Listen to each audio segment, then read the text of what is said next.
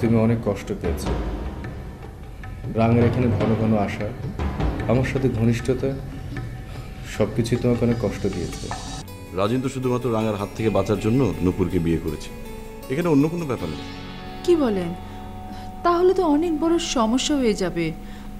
রাজিন ভাই যদি রাঙার হাত থেকে বাঁচার জন্য নূপুরকে বিয়ে করতে পারে, তাহলে তো অনায়াসে রাঙার অনেক ক্ষতি করতে পারে। তা কেন হবে ভাইজান? ভাবি অবশ্যই সব কিছু জানবেন, কারণ উনি এই বাড়ির মেম্বার। কিন্তু যদি বাইরের কেউ হয় ভাইজান, সমস্যা তো সেখানেই হবে। নূপুর, বাইরের কেউ ছিল না। তোমরা যে বিকনের নামে কেস করতে পারো সেইটা তারে আমি জানাইতেছিলাম। তুমি বিশ্বাস করলে করবা, না করলে না করবা, তোমার ব্যাপার।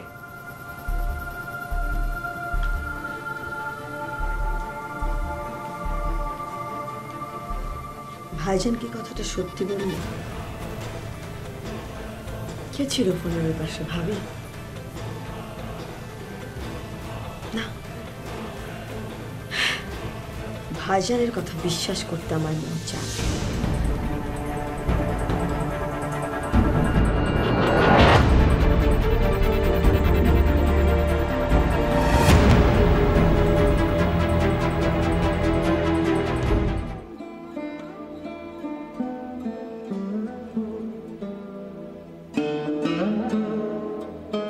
মা, তোমাকে এত চিন্তিত মনে হচ্ছে, কি হয়েছে?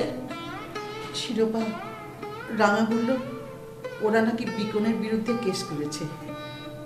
কেস করেছে? কেন? ভাইয়া কি করেছে?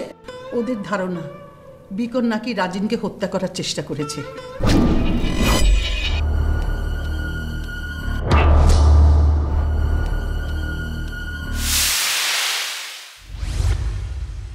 কি? ভাইয়া খুন করার চেষ্টা করেছিল? কিন্তু মা, ভাইয়া তো সেখানে ছিলই না। ভাইয়া কিভাবে খুন করবে? তা তো জানি না।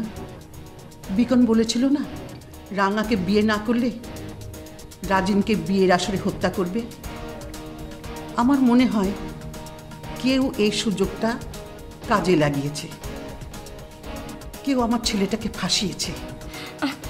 এখন কি হবে মা? তাহলে ওরা কি ভাইয়াকে জেলে ঢুকাবে? জানি না, কিছুই ভালো লাগছে না আমার। আমার মনে হয় ছেলেটা বোধহয় বিপদে পড়তে যাচ্ছে।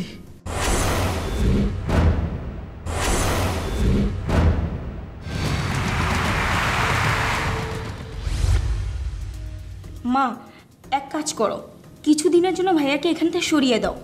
সরিয়ে দিয়ে লাভ কি বল? যে কোনো সময় পুলিশ ওকে অ্যারেস্ট করতে পারে।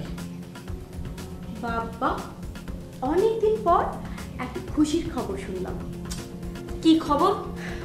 শুনলাম আপনার ছেলের নামে নাকি কেস হয়েছে, পুলিশ যে কোনো সময় তাকে অ্যারেস্ট করতে পারে। ও, সেজন্যই তোকে দেখে এত খুশি খুশি মনে হচ্ছে, তাই না? খুশির খবর শুনলে নিশ্চয়ই খুশি হব।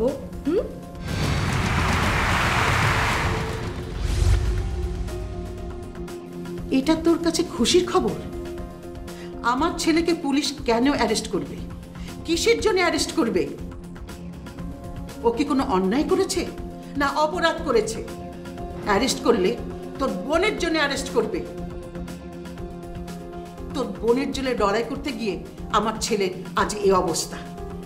আর নাটক করো না, তোমার নাটক আমি বুঝি।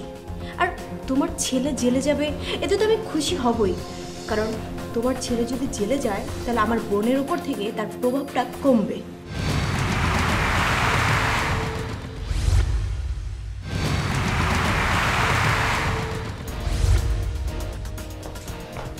পারমিতা, এসব তুই কি বলছিস?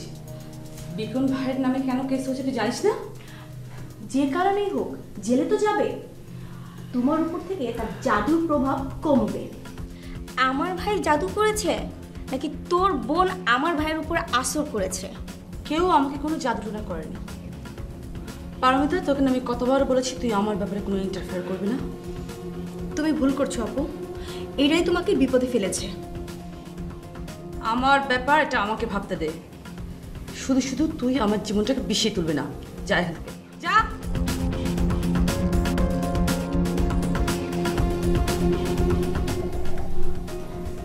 বর্মা, তুমি পারমিতার কথা কিছু মনে করো না। ওই যে আসলে কেন এমন করছে আমি কিছু বুঝে উঠতে পারছি না। ও তো আমারই সন্তান, ওর কথায় কি মনে করব?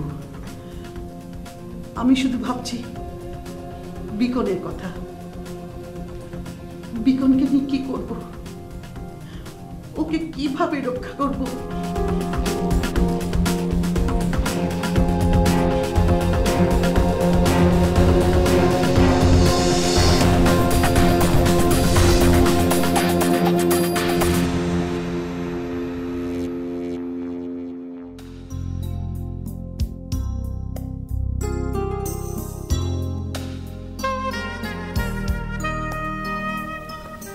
কি ব্যাপার শবনম, তুমি এখানে একা একা হাঁটছো?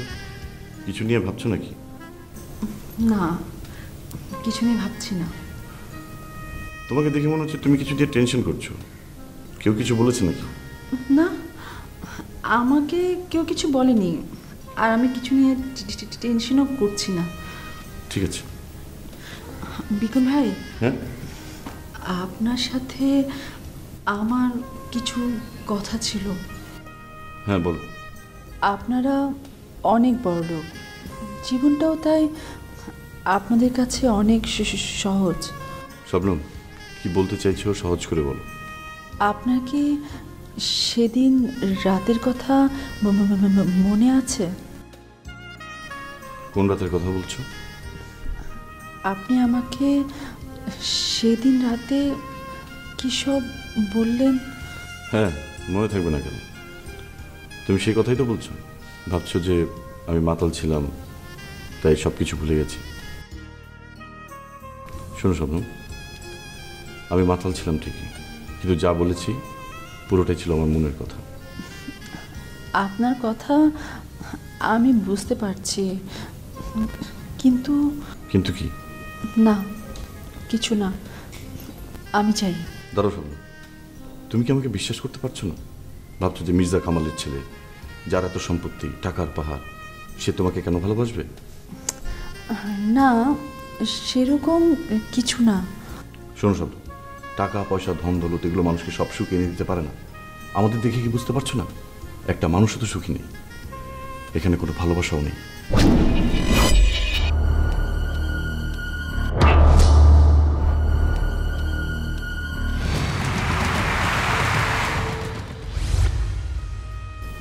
এসব কি বলছেন?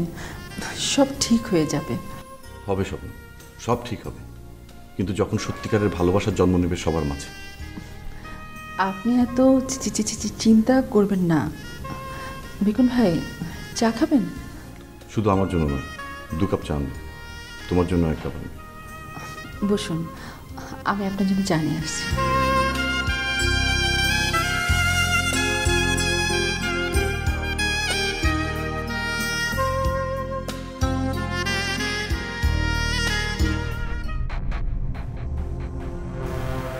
কি বড় ভাই, বসে বসে কি চিন্তা করছো?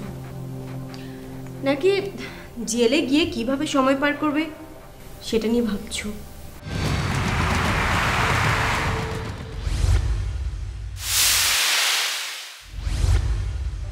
পারমিতা, আর একটা বাজে কথা বললে ভালো হবে না কিন্তু। যা এখান থেকে।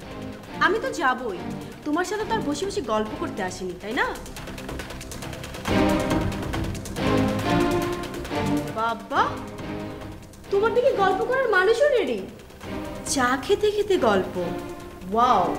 পারমিতা, যা এখান থেকে, বাজে কথা বলবি না। যাচ্ছি।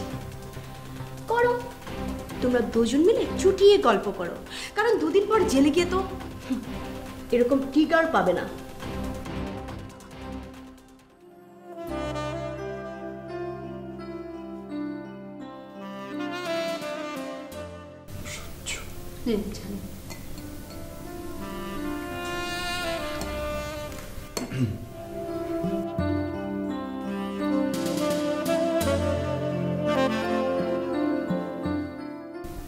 গুড, ভালো হয়েছে। তুমি কিছু মনে করো না স্বপ্ন, দেখতেই তো পাচ্ছ মির্জা পরিবারে কত সুখ, কত ভালোবাসা। আমি কিছু মনে করিনি, তাছাড়া আমি এসবে অভ্যস্ত হয়ে গেছি। ভালোই তো বলেছ, অভ্যস্ত হয়ে গেছো। চা ঠান্ডা হয়ে যাচ্ছে। আমার উত্তরটা? কিসের উত্তর? বারে, তুমি তো আমাকে সেদিন রাতের কথা মনে আছে কিনা জিজ্ঞেস করলে, এখন নিজেই ভুলে গেলে। কি উত্তর দিব আমি? আমি কি করে বলবো তুমি কি উত্তর দেবে? তবে আমি তোমাকে হাজারো বার বলতে পারবো, আমি তোমাকে ভালোবাসি স্বপ্ন। তুমি কি আমাকে ভালোবাসো স্বপ্ন? দিন, চা শেষ হয়ে গেছে। কাপটা দিন।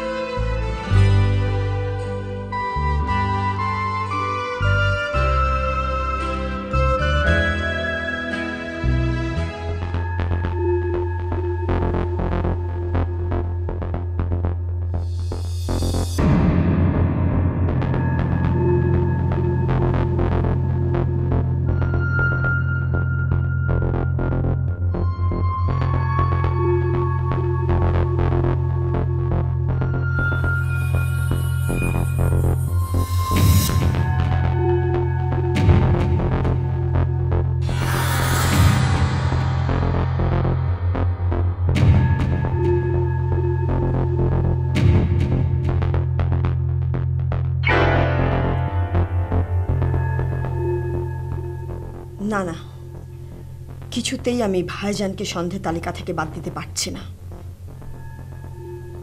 বিকন হঠাৎ করে এসে এমন একটা কাজ করতে পারে না। নূপুর, একা একা বসে আছো মা?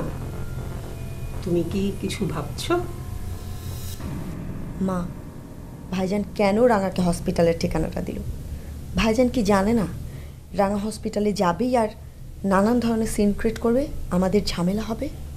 আমার মনে হয় কি মা জানো, ব্যাপারটাও বুঝতে পারেনি। কেন বুঝবে না মা? যে মেয়ে বাড়িতে এসে এত কিছু করে, সে হাসপাতালে গিয়ে এটা করবে না এমন ভাবার তো কোনো কারণ নেই। কি করব বলো তো? আমার কি মনে হয় জানো, ও হয় বেশি চালাক, না হয় বেশি বোকা।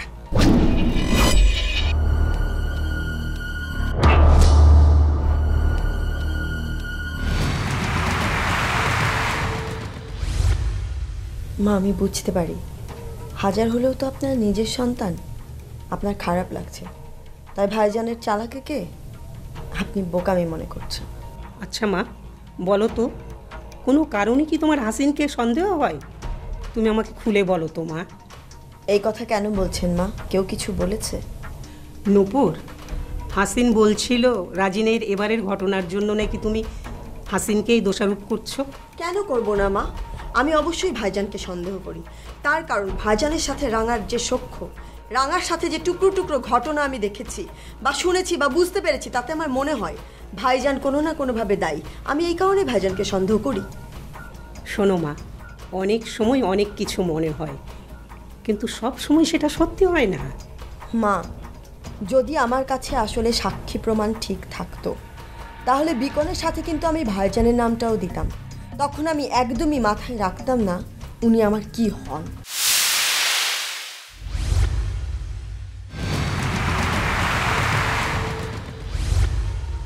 বাদ দাও তো এসব, সব সময় সব কথা বলা কি ঠিক? কেন বলবো না মা?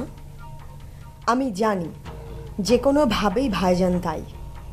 ভাইজানের কার্যকলাপে আমার কখনোই এমন মনে হয়নি যে উনি এর সাথে যুক্ত না। আমার সবসময়ই মনে হয় ভাইজান কোনো না কোনোভাবে রাজিনের এই ঘটনার সাথে যুক্ত, সেটা প্রত্যক্ষই হোক অথবা পরোক্ষই হোক। নূপুর, সত্যি করে বলো তো মা, আমার কাছে কোনো কিছু লুকাবে না। আচ্ছা বলো তো, তোমার কাছে কি কোনো প্রমাণ আছে? না মা, সে কথাই তো বলছি যে আমার কাছে কোনো প্রমাণ নেই, আমি অনুমান করেছি। আমি জানি নূপুর, তোমার কথাটাই হয়তো ঠিক, কিন্তু নিজের বিশ্বাসের জন্য তো প্রমাণ দরকার মা। আমি না হয় বিশ্বাস করলাম, কিন্তু এই ব্যাপারটাকে তো অন্যরা অন্যভাবেও নিতে পারে, তাই না? মা, আপনি ঠিকই বলেছেন। আমি চেষ্টা করব বিষয়টা প্রমাণ করার।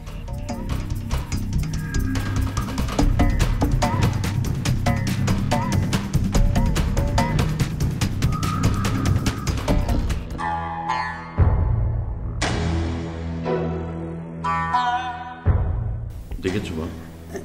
হ্যাঁ, আয় বস।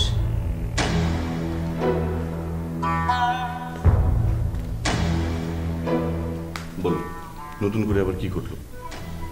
নূপুর তোর নামে মামলা করেছে। এটা তো নর্মাল বিষয় মা। আমি রাজিনকে হুমকি দিয়েছিলাম, আর রাজিন বিয়ের মঞ্চে গুলিবিদ্ধ হয়েছে। সভাপতি মামলাটা আমার বিরুদ্ধেই হবে। আমার খুব দুশ্চিন্তা হচ্ছে বাবা, এখন কি হবে? যা হওয়ার তাই হবে। পুলিশ এসে আমাকে অ্যারেস্ট করবে। অ্যাটেম্প টু মার্ডার কেসে যে শাস্তি হবে সে শাস্তি আমাকে মাথা পেতে নিতে হবে।